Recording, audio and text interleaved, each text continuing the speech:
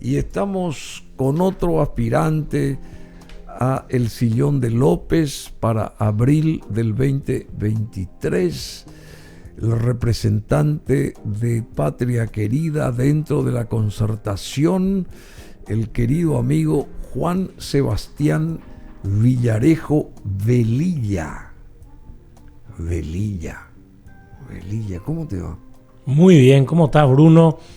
Un gusto siempre estar contigo, lindo diálogo, así que contento de poder conversar también con toda tu gran audiencia. Estuvimos someramente, les confieso, porque no pude quedarme enteramente en esa noche muy mágica que fue ahí en los jardines de la casa de Hugo Biederman, ¿verdad? La parte de oficinas y donde él tiene todo su centro creativo y de trabajo. Se hizo una convocatoria justamente para presentar a Hugo Biederman como parte del esquema de Sebastián Villarejo como senador, aspirante a senador sería lo de Hugo Biederman. Hubo muchísima convocatoria, gente muy importante, amigos que hacía años no los veía, fueron por ahí, y una noche hermosa realmente. Y bueno, y le pregunté acá a Seba Villarejo cómo hizo para que entrara en la política Hugo Biederman y que se candidatara o precandidatara a senador en este caso. ¿Cómo hiciste? No, a ver, en primer lugar, en Patria Querida estamos convocando a lo que nosotros creemos las mejores personas, hombres y mujeres del Paraguay, para que entren con convicción y con coraje a la política y que encuentren en Patria Querida un lugar que los reciba y por sobre todas las cosas un lugar que construya un equipo, no un individualismo, sino un equipo. En ese sentido hubo un candidatazo, estamos más que felices y contentos con su entrada a la política, pero en realidad Hugo en Twitter empezó a decir que estaba con ganas de entrar a la política. Entonces yo creo que de él nació ese interés de poder aportar algo a la patria, y lo que hicimos nosotros es acercarnos y evidentemente poder ofrecerle un lugar por donde conducir esas ganas de aportar a la patria, sabiendo que Hugo siempre fue un amigo de la casa, ¿verdad? Entonces, sí, por supuesto, pero siempre metido en todo lo publicitario, creativo, ese tipo de cosas durante años. Proviene de una familia que también encaminó todo esto hace muchos años y ahora se lanza a la política. ¿Qué es la política? La política es así como, no como está ahora acá, desarrollada la política en Paraguay, entre comillas, en general, una política limpia, honesta, justa, normal, no sé. ¿Qué es ser político y qué pretende la política para con el ciudadano de a pie? A ver, vamos a responder de la forma más sencilla posible, ¿verdad? Hacer política es intentar llegar al poder. ¿Para qué? Para buscar el bien común. ¿Cómo? A través del servicio público, ¿verdad? El servicio público. Por lo tanto, llegar al poder, buscar el bien común a través del servicio. ¿Cuál es el problema que estamos teniendo? Que la politiquería en realidad busca llegar al poder, pero para el bien particular. ¿Y a través de qué? A través de muchas cuestiones como el tráfico de influencia, cuestiones así, no para el servicio como algo digno. Entonces, la política... O sea, a través de los políticos. Politiqueros, como yo digo. Políticos. Politiqueros, digo yo. Pues como digo, la política es noble. Como digo, la política, claro, yo quiero ser presidente de la República. Yo quiero llegar al poder. Yo quiero tener ministros. Quiero construir un equipo y quiero generar los cambios que nuestro país necesita para que la gente viva mejor. ¿Cómo te pusiste? ¿Por qué te pusiste ese chip en la cabeza de llegar a querer ser presidente? ¿Por qué?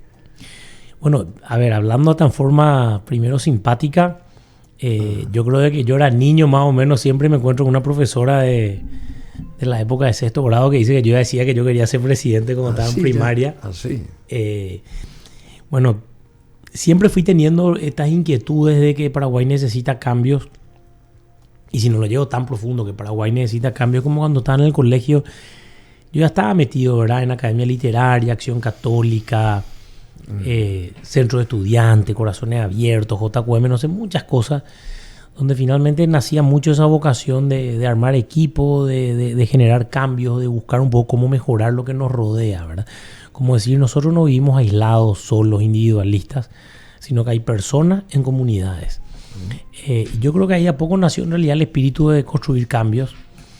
Y ahí fuimos entrando a la política, primero como concejal, ahora como diputado. Y bueno, ahora en la búsqueda de la presidencia. Pero siempre como diciendo, tenemos que llegar, pero para construir cambios. Decime, esa carta que escribió, carta abierta que escribió el sacerdote Jesús Montero Tirado al presidente, ¿cuál es la opinión tuya del contenido de esa carta y de cómo él se manifestó como queriendo ayudar? Yo no sé si él es ya paraguayo, yo sé que él es español, ¿verdad? No sé si es paraguayo ya, se le dio la carta de ciudadanía, no sé, desconozco, pero yo sé que toda mi vida por lo menos estuvo Jesús Montero Tirado influyendo positivamente en nuestra sociedad, ¿verdad? Es un señor demasiado importante. Y lo que trasuntó en esa carta, ¿cuál es tu visión de la misma? A ver, en primer lugar decir y manifestar toda mi admiración y todo mi respeto para una persona que ha entregado su vida a su fe, a la fe y también a la educación. Porque lo que tiene el padre Montero Tirado es una vocación religiosa, pero donde encontró en la educación, digamos, un camino muy fuerte y transversal acerca de su apostolado en la tierra, en su misión en la vida. Entonces, primero, mi profunda admiración y respeto a alguien como él. Segundo, coincido plenamente en lo que él expresa. Y creo yo que en ese sentido, cuando hablamos de la transformación educativa, que es un poco el tema particular que él tocaba, hay un enorme desafío de ampliar más la mirada. ¿A qué me refiero? De no trabajar la transformación educativa como hasta ahora se hizo. Porque cuando te dicen hicimos eventos departamentales y tal, no es cierto. Se hicieron reuniones de validación. Acá hay que abrir la cancha, hay que entrar también con la política en el buen sentido de la palabra. ¿Por qué la economía macro? La macroeconomía en Paraguay funciona hasta hoy, Bruno. ¿O funcionó? Porque hubo un acuerdo tácito en la economía de entender que había que respetar ciertas cosas. Y por lo tanto, sea quien sea el partido, el referente político, en Hacienda y en Banco Central, han ido buenas personas dentro de todo. Gente técnica, gente que tenía claro. Nosotros tenemos que lograr un acuerdo así para la educación. Tenemos que lograr un acuerdo así para la educación. Por lo tanto, construir una transformación educativa o lo que sea, por fuera de lograr acuerdos reales con quienes ejercen el poder en sus departamentos, en sus ciudades, va a fracasar. Nosotros tenemos que entender que la educación tiene que ser una causa nacional. Y de mi parte, como digo en varios programas, si yo elijo una prioridad como presidente de la República, claramente digo la educación. Yo seré un presidente obsesionado con la educación. Así.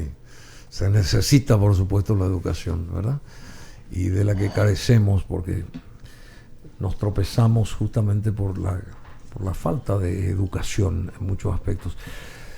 Bueno, Sebastián Villarejo, un actor importante dentro de la concertación. ¿Cómo está la concertación? Pregunta obligada que te tengo que hacer. Súper bien. Como sí, pero súper bien de boca para afuera y adentro, ¿qué pasa? Súper bien. Porque lo que pasa es que hay que comprender qué es la concertación. La concertación, y me acuerdo que estuve acá yo hace unos meses y decíamos, está complicado, hay que tener paciencia. Y decíamos, el tanto de junio vence. Me acuerdo la última vez que estuve por acá, creo que hace 2 meses más o menos. Se presentó la concertación, ya se firmó el acuerdo que tenía que ser firmado. Hoy es una competencia electoral. O sea, hoy hay un acuerdo, hay un cronograma electoral, tenemos un padrón que ya quedó firme. ¿Ese padrón abierto va a beneficiar? Claro, nosotros en el primer momento defendíamos el padrón abierto porque el mismo implica que todos los paraguayos pueden venir a votar. Entonces eso demuestra la amplitud, la participación y la visión un poco que tiene esta concertación. No es una parte del país. El que quiere venir que se sienta parte. Y que vote y elija entre las diferentes propuestas electorales. Y va a poder elegir entre las diferentes propuestas la que se acerque más a lo que a lo que crea. Y lógicamente nosotros vayamos a presentarnos como una opción y como una decisión. Y cuando estás en un proscenio, en un escenario, dando a conocer tus ideales políticos y ese tipo de cosas, ¿qué vos sentís del otro lado? A ver, reconozco la subjetividad, yo me siento muy bien y siento mucha buena predisposición y ganas. O sea, estuve viajando mucho. Miren que yo en estos últimos 8 días hice como 3.000 kilómetros. ¿Así? Estuvimos el sábado y domingo pasado en Alto Paraná, en Ciudad del Este, haciendo un encuentro con jóvenes, presentamos nuestros candidatos de Alto Paraná. Estuvimos luego lunes y martes en Boquerón, en Filadelfia, por eso no pude venir, que me había dicho incluso para venir la semana pasada. Sí. Entonces estuvimos lunes de mañana cumpliendo con nuestras responsabilidades legislativas y luego nos fuimos a Boquerón. Ya volvimos nuevamente martes de mañana, presentando la candidatura también de nuestros candidatos ahí. Menciono ahí claramente la vuelta a la política de Orlando Penner. Orlando Penner. Orlando vuelve Orlando, que me gusta por cábala también, porque cuando Pedro fue candidato en el 2003, que tuvimos una gran elección, Orlando fue candidato al Senado. Así que hasta por cábala me gusta la vuelta de Orlando. ¿Y Penner qué persigue, digamos? Senado. Al Senado. A buscar el Senado. Él ya fue senador hace 20 años, justamente en el 2003 con Pedro. Fue Fadul. Senador hace 20 años y ahora volvería a hacerlo. Luego de eso, estuvimos lógicamente con las sesiones, con todas las polémicas que hubo acá en el país, y estuvimos el viernes en Itapúa, una presentación de candidatos y la inauguración del PC, que también cuento que es algo simbólico, bueno, para decirlo de forma nuestra. El PC que tiene en Encarnación hoy el Partido Patraquería, el mismo que tuvimos en el 2003 también, cuando se fundó. Sí. Que ahí metimos un diputado en Itapúa, ganamos Encarnación, sí. Pedro Fadul. Así que el que cree en cabalístico, entonces. A ver, si fuéramos bilardistas en términos futbolísticos, vamos bien en términos futbolísticos. Y bueno, y también un lanzamiento en Central ayer. Y en todos estos viajes, pero viajando por todos lados, es como que se siente como la concertación está pegando.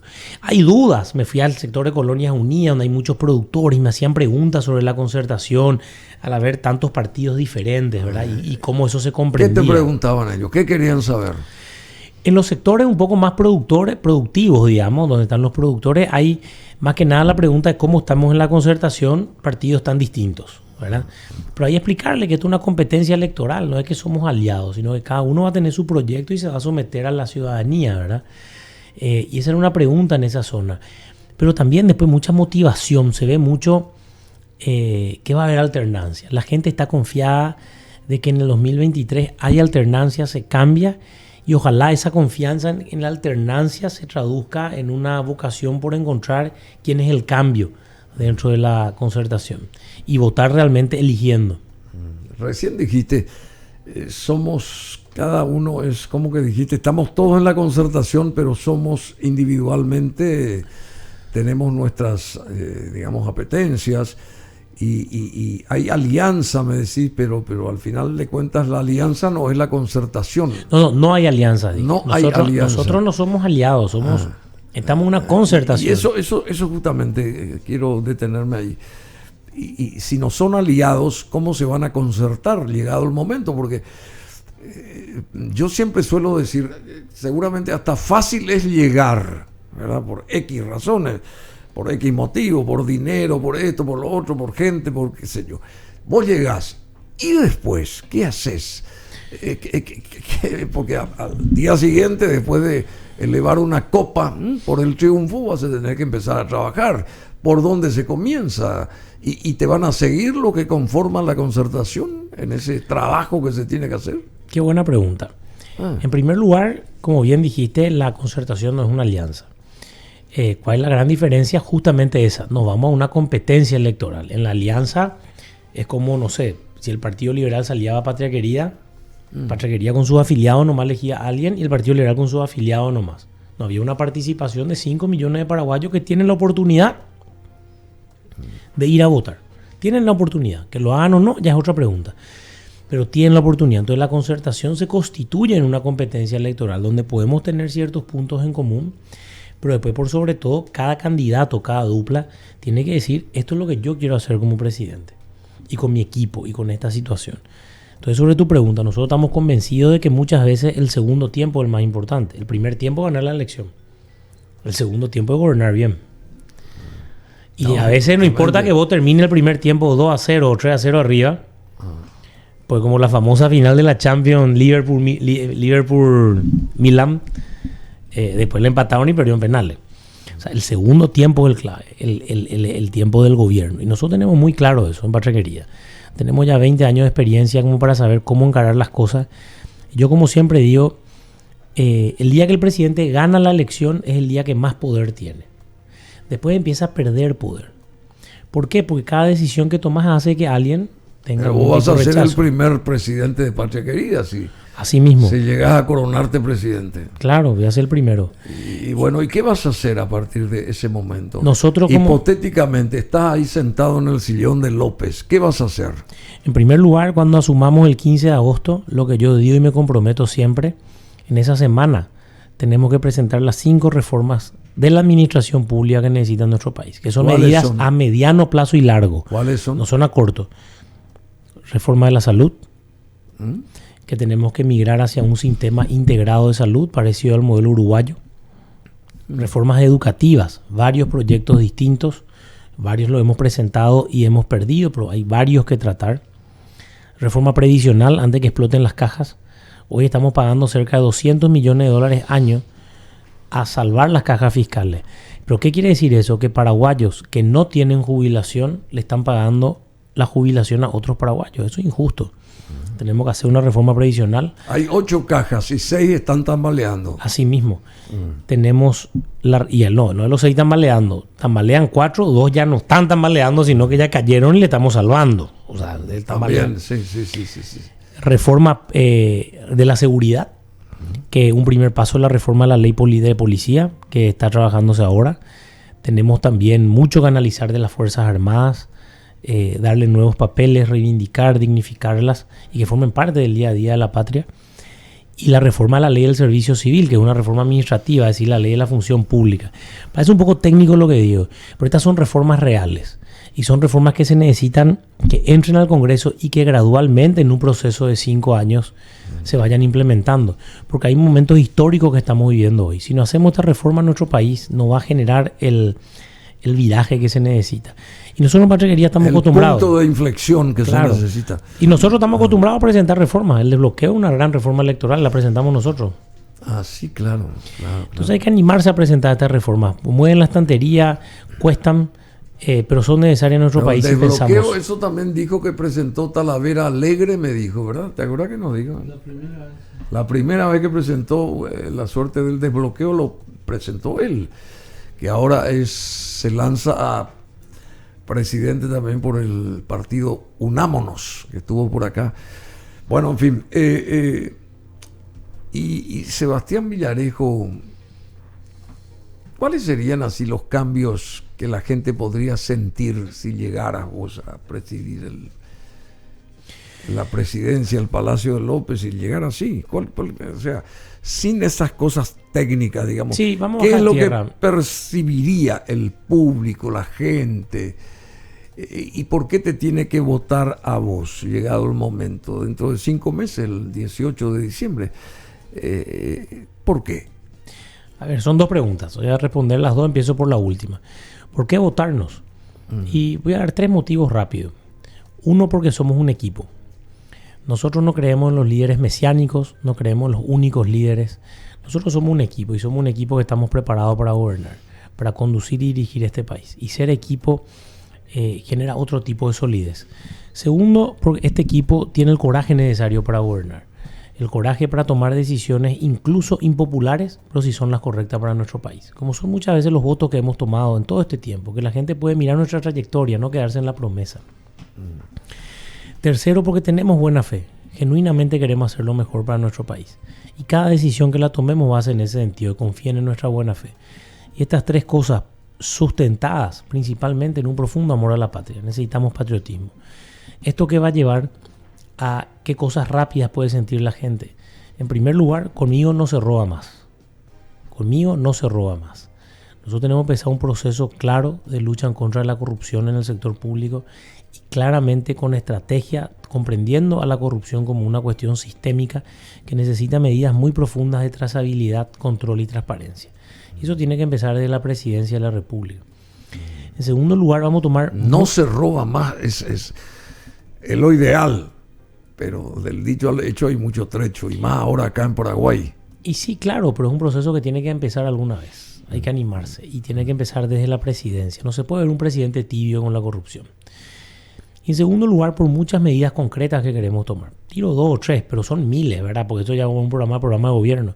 Una, nosotros tenemos que invertir decididamente en transporte público. Eso va a sentir la gente.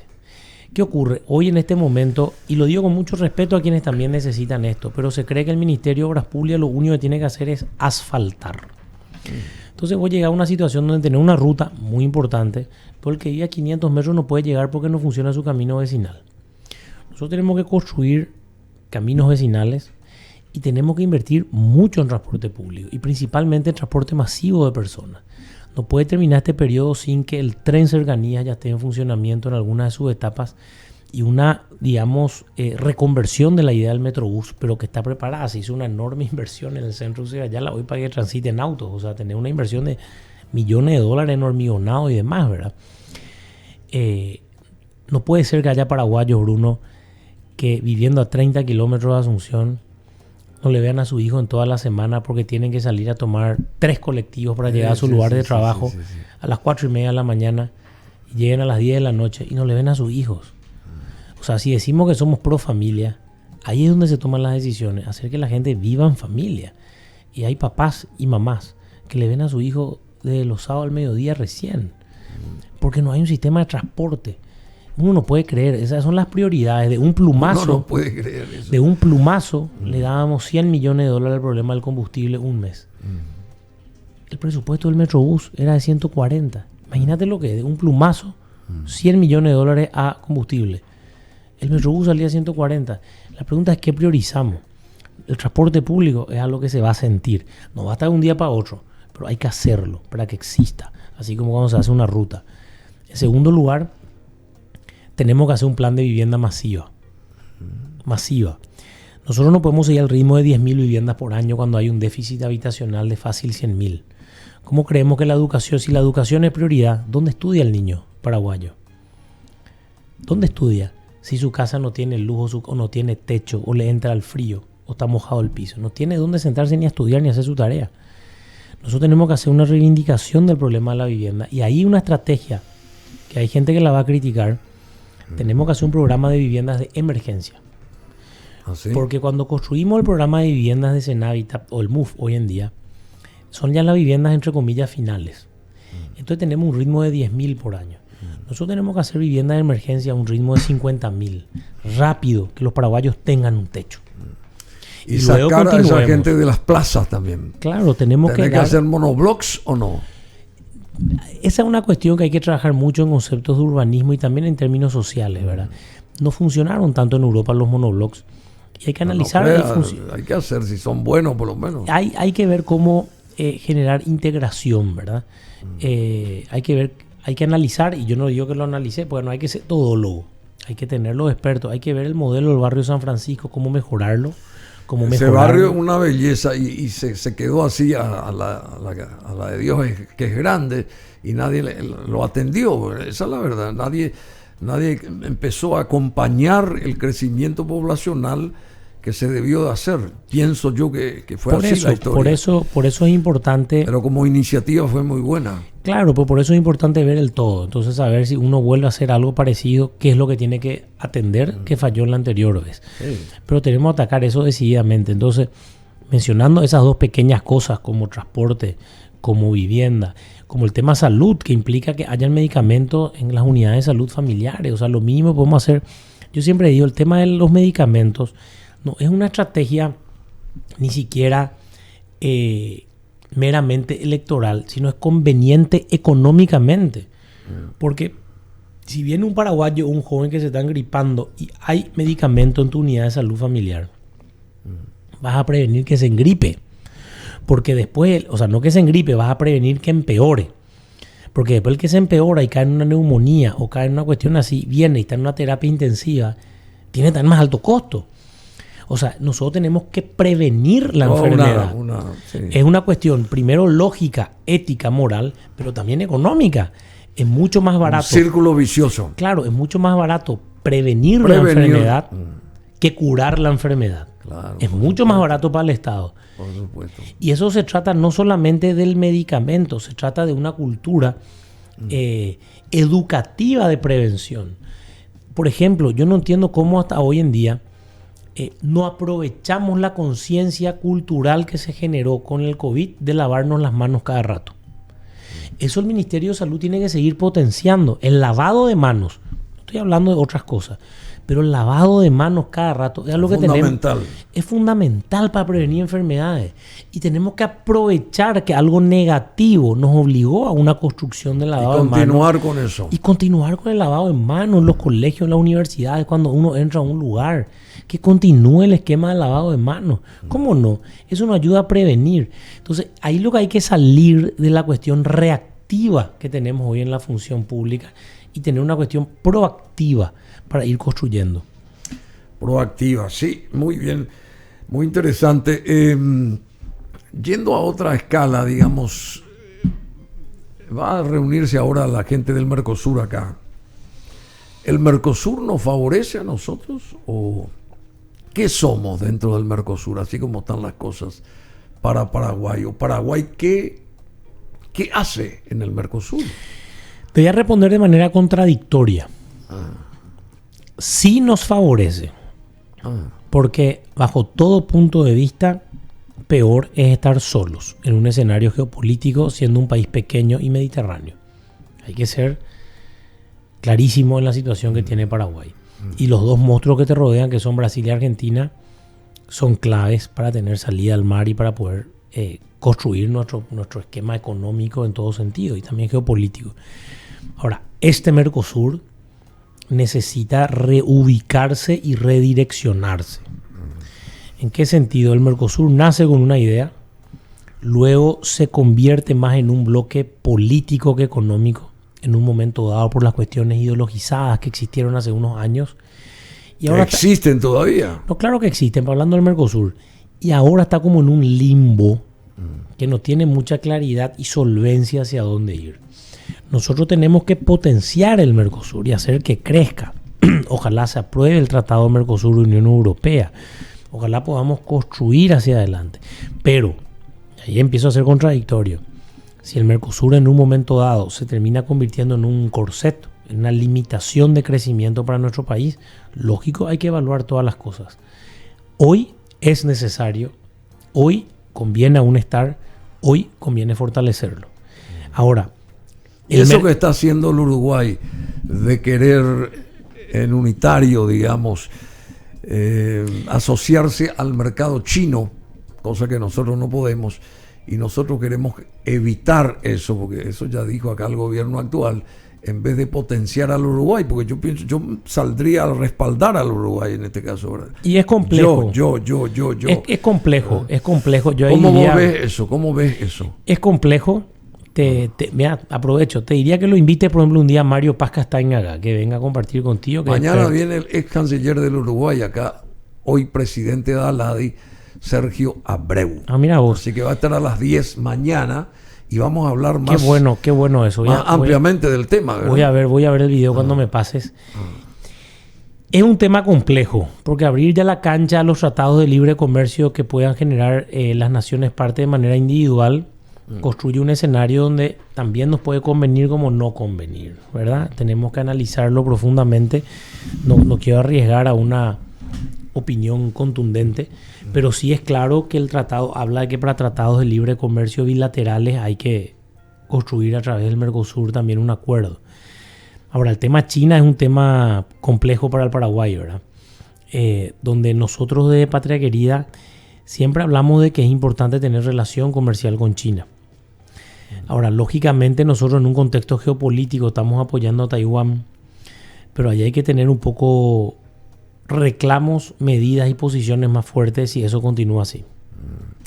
Y claro, porque tenés el respaldo de Estados Unidos para que se haga esa que exista el puente con Taiwán, por un lado, pero Estados Unidos tiene en Washington la embajada de Pekín, no la embajada de Taipei. Claro, a ver, como yo digo... Qué notable, ¿eh? A mí me puede gustar, y lo digo, o sea, lo he dicho en 1000 entrevistas, como digo, Patriquería muchas veces trabajó la visión de tener relaciones comerciales con China, lo hemos hecho de la fundación.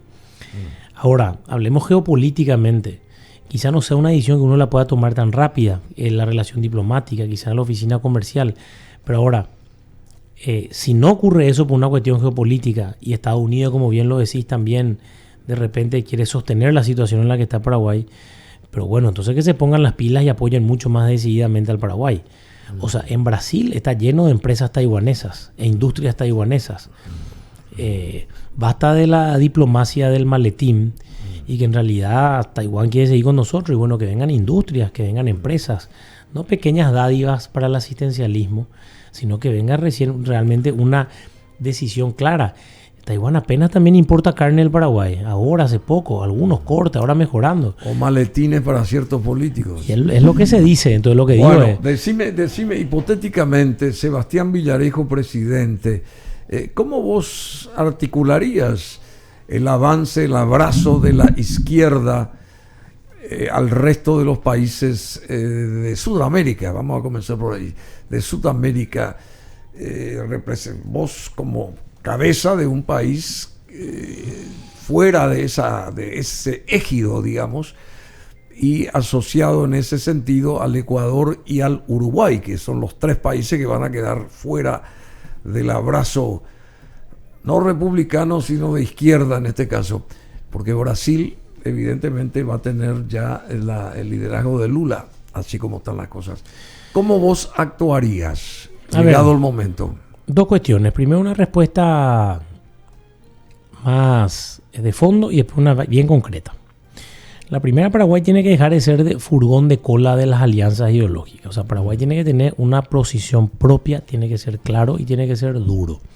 Y tiene que ser contundente. Hasta ahora, salvo, y hay que reconocer algunas cosas en la posición de Venezuela, donde sí tuvimos posiciones muy claras en los últimos gobiernos, Paraguay siempre es como tímido y parece que depende de otras cosas. Nosotros tenemos que empezar a tomar posiciones. ¿Cómo enfrentar esta situación? Y también hay que enfrentarla geopolíticamente. En el mismo Mercosur hay que tomar posición. Hay que tomar el mismo Mercosur, pero también hay que analizar el mundo como algo más grande. Sí, por eso. Nosotros, hablo yo de mi parte, Sebastián Villarejo, y bueno, Patria Querida, nosotros formamos parte de la Organización Demócrata Cristiana de las Américas. Como parte de esta organización, yo estuve en mayo en Europa formando parte del Congreso de Partidos Populares Europeos. Ahí nosotros tenemos vínculos con la CDU de Alemania, que es el partido de Angela Merkel, por decirlo de alguna forma, con el Partido Popular en España, el PAN de México, por citar tres partidos grandes y países grandes. Probablemente en el proceso de alternancia estos tres puedan estar llegando al poder tan a corto plazo, tanto retornar al poder la CDU como el PP en España, como el PAN en México. Hay que ver qué pasa con el enfrentamiento electoral ahí. Pero lo que voy es, hay que ver el mundo como algo globalizado, no quedarnos solamente en el pedacito de acá y tener realmente, demostrar que Paraguay es un país que puede tener conversaciones de primer nivel con cualquier actor y potencia mundial. Hay que tener mucha contundencia en tener esas conversaciones altas con las potencias mundiales. Y para eso necesitamos gente seria que gobierne este país. Bueno, y Sebastián Villarejo, si llega, va a ser serio desde el Palacio de López. ¿Vas a ser serio, transparente, honesto, noble, patriota? ¿Vas a hacer todo eso? Voy a hacer lo que soy, y siendo lo que soy y lo que fui, la gente va a saber interpretar si esos valores forman parte de mi ser. ¿En serio? ¿No vas a transformarte si te sentás ahí en el sillón de López? Y ya estoy en la función pública hace unos cuantos años y creo que quien me conoce sabe que sigue siendo la misma persona. Sebastián, muchísimas gracias. 45 de las 11. ¿Te gustan los Bee Gees a vos? ¿A vos te gusta la música también? Sí, me gusta la música. Muy buenos los Bee Gees. Una voz inconfundible. Y son voces. Decime, y el fútbol también te gusta, ¿verdad? Claro. El fútbol. ¿El rugby te gusta o no? A ver, nunca jugué rugby. Podría decir que me gusta, pero no es una de mis pasiones. Veo más fútbol y básquetbol. Sí, básquetbol. En fútbol Olimpia y en básquetbol le sigo a San José. Así San José. Ay, Soy exalumno del colegio, lógicamente. Claro. ¿Y jugaste básquetbol alguna vez? Y por más que sea alto, creo que tuve 2 o 3 partidos y después no jugué más. Ya llegué al fútbol, que fui arquero. Pero bueno. Fuiste arquero, che. Arquero del colegio y después seguí siendo. Bueno, espectacular. Muchísimas gracias, Juan Sebastián Villarejo Velilla.